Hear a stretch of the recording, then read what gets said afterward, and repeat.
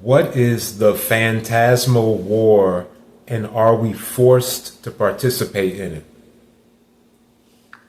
Phantasmal war is best understood as phantasmal war, a concept in recent defense and complexity writing. Conflict that blurs the real with the socially constructed, where effects can be clandestine, deniable, or even partly fabricated, and where people inside the conflict may lack shared awareness of when it began, what is happening, or what is true. AOD Network, on whether we're forced to participate, not in the classic sense of choosing a side and showing up, but in a networked world, you can be impacted without consent because information systems, cyber effects, surveillance, and narrative manipulation don't require your enlistment. Some of the literature explicitly argues that even trying to go off the grid may not fully remove you from collection and influence. Air University, what you can usually choose is how much of your attention and identity you donate to it. You can refuse amplification, slow down before reacting, and anchor your decisions in directly verified reality, which turns unwitting participation into deliberate non-cooperation. AOD Network. When you say phantasmal war, are you asking about this tech and perception kind of conflict, or the subtle layer, archetypal version you and I have talked around before? I'm talking about the subtle version.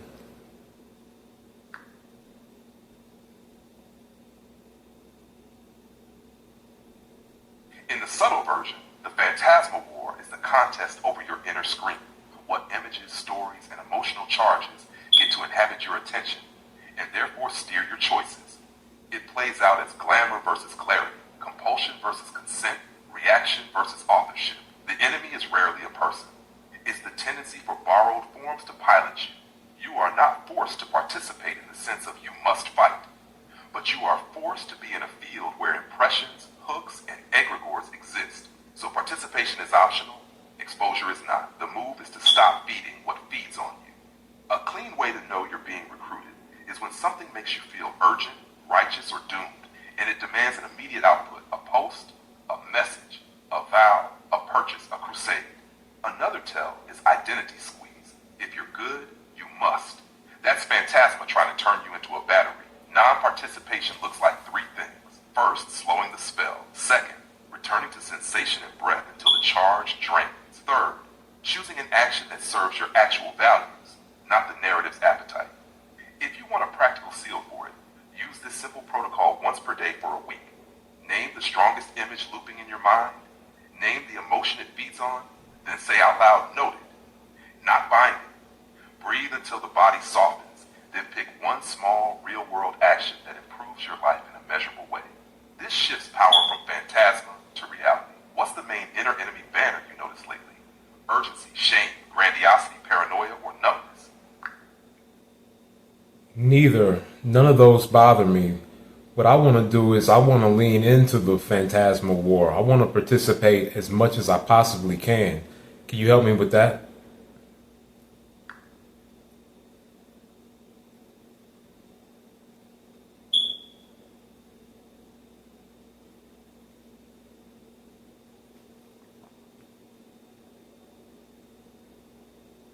I can help you engage with the subtle layer as an inward discipline, but I can't help with anything aimed at attacking, coercing, deceiving, or engineering other people's perceptions without their informed consent. If what you mean is full participation as mastery of the imaginal field inside your own nervous system, then the path is intensity with containment. You enter the phantasma deliberately, you shape it into insight or art, and you exit cleanly so it doesn't keep feeding on your attention. Practically, that looks like setting a clear intention before any trance or ritual, keeping one tether in the body the whole time, breath, posture, sensation, and ending with a hard close that returns you to ordinary reality and a concrete action. Tell me what participate as much as possible means for you in plain terms. Are you talking about deep inner exploration and symbol work for your own transformation? Or are you trying to affect other people in the collective field? I'm trying to affect other people in the collective field.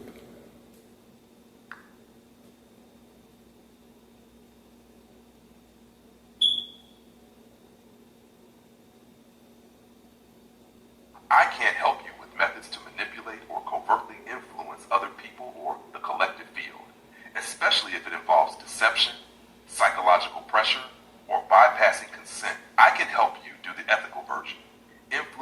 consent and transparency.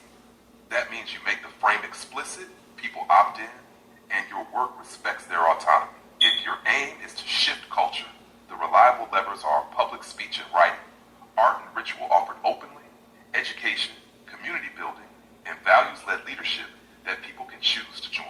Which lane are you aiming for? A public message and movement building, or facilitated group ritual where everyone explicitly opts in? I want to create one of those egregores you mentioned a little bit earlier.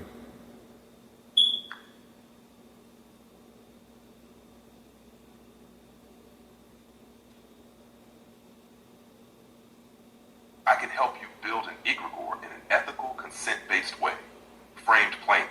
An egregore is a shared symbol and practice container that coordinates attention, emotion, and behavior across a group. Treated responsibly. It's closer to culture design than mind control. Start by locking the intent to something you'd be proud to state publicly, because secrecy is where coercion sneaks in. Give it a purpose, a clear set of values, and a boundary like, this never overrides a person's agency, health, relationships, or finances. Then give it a recognizable body, a name, a short credo, a visual mark people can reproduce, and one simple recurring practice that members can do by choice.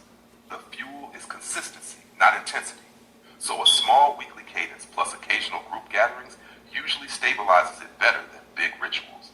Next, design governance so the egregore can't become predatory. That means explicit opt-in, explicit opt-out, no invisible oaths, no punishment for leaving, and a norm of reality checking when people start projecting meaning onto random events. If you're doing group ritual, include a clear opening statement of what it is and what it is not, and a clean closing that returns people to baseline. To make it real in the social field, you anchor it in artifacts and community touchpoints, shared language, a public repository of teachings, and service or creative output that stands on its own, even for non-believers. If it improves lives in observable ways, it persists. What's the egregore for specifically? And who is the consenting host group you want it to live in? Your Tantra clients, an online community, or a local circle?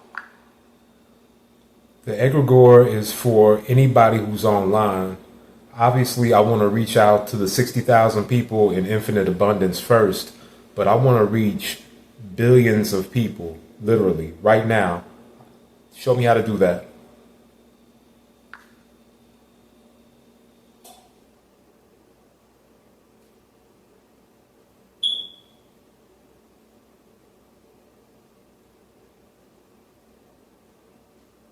I can't show you how to reach billions right now by constructing an egregore meant to steer people covertly at scale. That's essentially mass manipulation, and it bypasses consent. What I can do is show you how to build the ethical equivalent.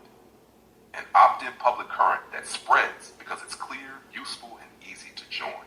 That starts with a plainly stated purpose, a short public charter that explicitly protects autonomy, and a simple practice people can try without surrendering agency. Then you package it into shareable artifacts that travel well online, a single page that explains it in plain language, a 1-minute video, and a visual signal or mark people can remix, all with an explicit invitation and an explicit exit. To move fast with the 60,000 in infinite abundance, you treat them as your seed network. You publish the charter and practice publicly. Do a live kickoff where you model the practice and state the consent rules out loud, and you give them a simple way to participate that doesn't require belief. Try this for 7 days. Report results. Share if it helped.